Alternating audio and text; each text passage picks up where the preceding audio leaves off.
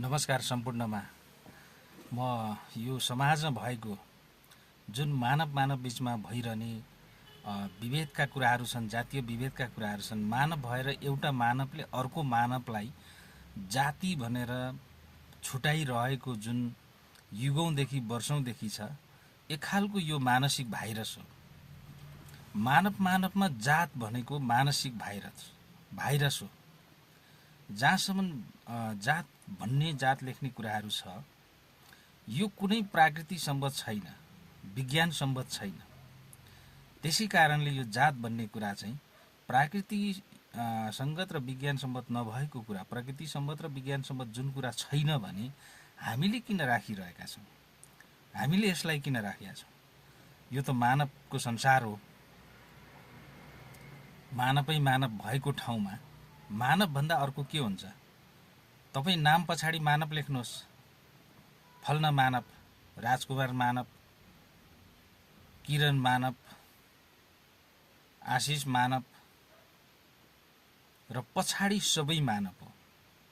र यदि मानव जातमा परिणत गर्ने हो भने त फरक हुनुपर्ने, उसका हात खुट्टा, उसका आँखा अङ्ग उल्टो पाल्टो हुनुपर्ने। त्यस्तो त देखिँदैन।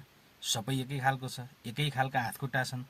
रङ्गभेदमा फरक छ, यो प्राकृतिक कुरा हो। रङ भनेको कालो गोरो प्रकृतिले बनाउने कुरा हो। त्यसै कारणले म के भन्छु भने यस्तो पहिला पनि थियो भने तपाईँ हामीले आदिम साम्यवादी युगमा त्यहाँ जातको कुरा थिएन।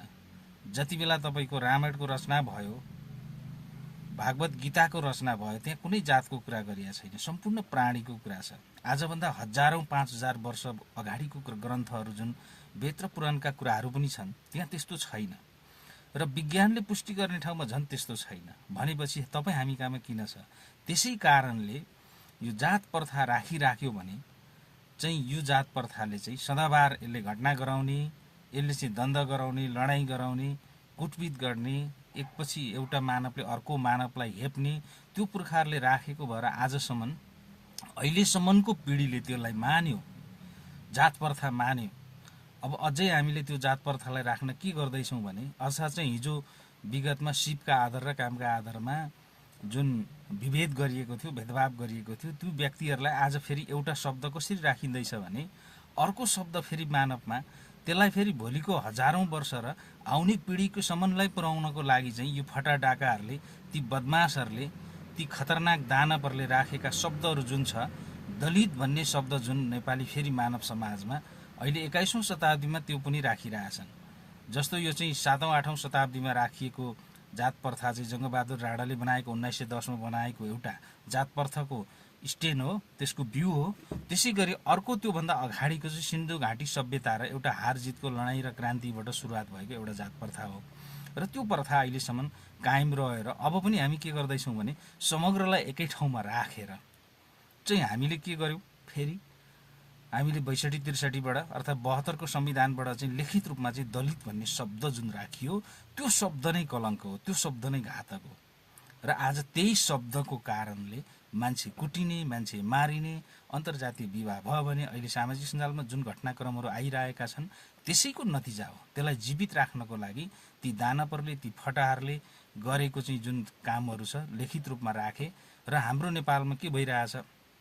यो प्रथा चाहिँ कानुनी रूपमा छ, कानुनी रूपमा रहेको प्रथा, कानुनी रूपमा लेख्ने प्रथा छ, लिखित रूपमा राख्ने प्रथा छ। त्यसलाई अन्त्य गर्यो भने चाहिँ यो प्रथा बिस्तारै आउने पुस्ताहरूमा र भावी पिँढीहरूमा चाहिँ अन्त्य भएर जान्छ। र सिर्फ मानव मात्रै हो है यो संसारको, कालो र गोरो हुन्छ, त्यसमा रङ्गभेदको कुरा त हुन्छन् भन्ने कुरा चाहिँ अब आउने पिँढीमा चाहिँ त्यो कुराहरू हुन्छ। तर यहाँ त के गरियो भने लिखित रूपमा राखेर आजसम्म घटना घटाइरहेकै छ, घटिरहेकै छ, त्यसको कुनै छानबिन भएको छैन। कानुनी रूपमा जबसम्मबाट उन्मूलन गरिँदैन, उल्लङ्घन गरिँदैन, तबसम्म रहन्छ। यो त दानवले बनाएको, शासकले बनाएको हो नि। तपाईँ हामीले त याद गर्नु पर्यो नि राम्रोसँग।